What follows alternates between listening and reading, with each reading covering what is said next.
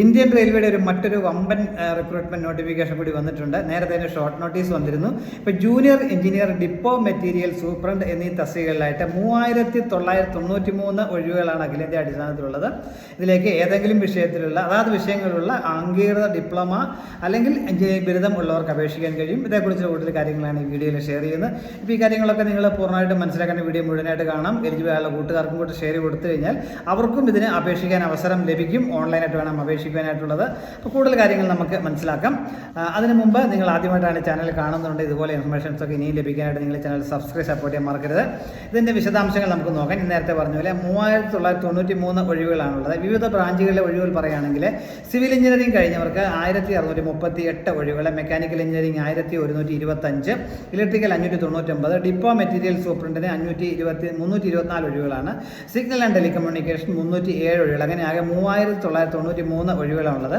യോഗ്യത പറഞ്ഞിട്ടുള്ളത് ഏതെങ്കിലും വിഷയത്തിലുള്ള അതാത് വിഷയങ്ങളിലുള്ള അംഗീകൃത ഡിപ്ലോമ, 3 വർഷത്തെ എഞ്ചിനീയറിംഗ് ഡിപ്ലോമ അല്ലെങ്കിൽ അതാത് വിഷയങ്ങളുള്ള എഞ്ചിനീയറിംഗ് ബിരുദമുള്ളവർക്ക് ഇതിലേക്ക് അപേക്ഷിക്കാൻ കഴിയും. കാരണം നമ്മൾ നോട്ടിഫിക്കേഷൻ എണ്ണം പറഞ്ഞെങ്കിൽ പോലും പല പല പോസ്റ്റുകളിലായിട്ടാണ് ഈ മനസ്സിലാക്കുക. നമ്മളെ നോട്ടിഫിക്കേഷനൊക്കെ 4-5 പേജ് തന്നെ ഏതൊക്കെയാണ് വേക്കൻസികൾ വിശദമായ രീതിയിൽ കൊടുത്തിട്ടുണ്ട്. അതുകൊണ്ട് ജനറലായിട്ടാണ് പറഞ്ഞിരിക്കുന്നത്. യോഗ്യത ബിടെക് അല്ലെങ്കിൽ ഡിപ്ലോമ ഉള്ളവർക്കാണ് അപേക്ഷിക്കാൻ കഴിയുക. പ്രായം പറഞ്ഞുള്ളത് 18 മുതൽ 33 വയസ്സ് വരെയുള്ളവർക്ക് അപേക്ഷിക്കാൻ കഴിയും. എന്നാൽ ഏജ് റിലാക്സേഷൻ ലഭിക്കുന്ന SC/ST 5 വർഷവും OBC-കാർക്ക് 3 വർഷവും ഉയർന്ന പ്രായപരിധി ഇളവ് ലഭിക്കും. പ്രായം 2027 ജനുവരി 1 അടിസ്ഥാനമാക്കിയായിരിക്കും കാൽക്കുലേറ്റ് ചെയ്യുമെന്നും പറഞ്ഞിട്ടുണ്ട്.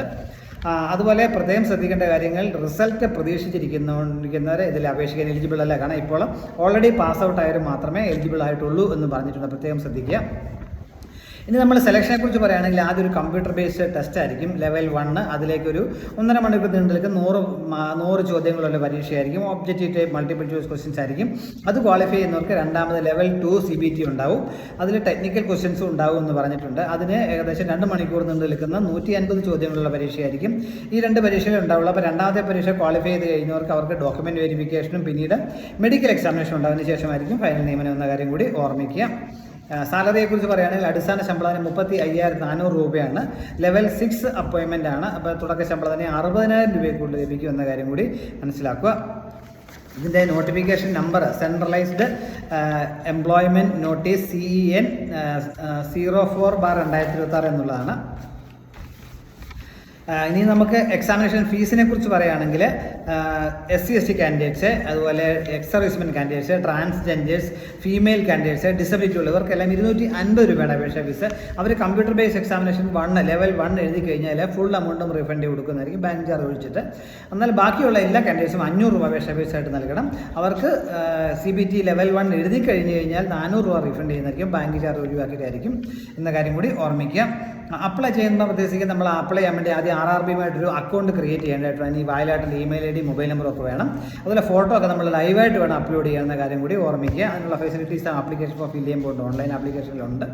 അപ്പോൾ ഇതിനെക്കുറിച്ച് എല്ലാ ഡീറ്റെയിൽസ് നമുക്ക് അതുപോലെ അപ്ഡേറ്റ്സ് ഒക്കെ https:/rrb.indianrailways.gov.in സൈറ്റ് വരുന്നതായിരിക്കും. ഇടയ്ക്ക് ഈ സൈറ്റ് നമ്മൾ സന്ദർശിക്കുക. ഇത് വിശദമായ നോട്ടിഫിക്കേഷൻ ലിങ്ക് ഞാൻ ഡിസ്ക്രിപ്ഷൻ ബോക്സിലും കമൻറ്റ് ബോക്സിലും കൊടുക്കാം. താല്പര്യമുള്ള ക്ലിക്ക് എല്ലാ വിവരങ്ങളും അടങ്ങിയ കാണാം. എക്സാമിനേഷനെ കുറിച്ചും വിശദമായ ഒരു നോട്ടിഫിക്കേഷനാണ്. അത് പറയാൻ മുഴുവൻ നമുക്ക് പറയാനുള്ള സമയം ഉണ്ടാവില്ല. മണിക്കൂറുകൾ വേണ്ടി വരും എല്ലാ കാര്യങ്ങളും പറയുകയാണെങ്കിൽ. അത് നിങ്ങൾ നോക്കി വായിക്കി മനസ്സിലാക്കാം. അത്യാവശ്യ കാര്യങ്ങളൊക്കെയാണ് ഇവിടെ പറഞ്ഞിരിക്കുന്നത്. താല്പര്യമുള്ളൊരു അവസരം പരമാവധി വിനപ്പെടുത്തുക. കാരണം മികച്ച ഒരു ജോലി അവസരമാണ് ഇന്ത്യൻ റെയിൽവേയിൽ. കേന്ദ്ര സർക്കാരിൻ്റെ കീഴിലുള്ള അല്ലെങ്കിൽ ഏഷ്യയിലെ തന്നെ ഏറ്റവും വലിയ പൊതുമേഖലാ സ്ഥാപനമാണ് ഇന്ത്യൻ റെയിൽവേയിൽ വർക്ക് ചെയ്യാൻ കിട്ടുന്ന അവസരമാണ്. താല്പര്യമുള്ളൊരു അവസരം പരമാവധി വിനപ്പെടുത്തുക. Thank you.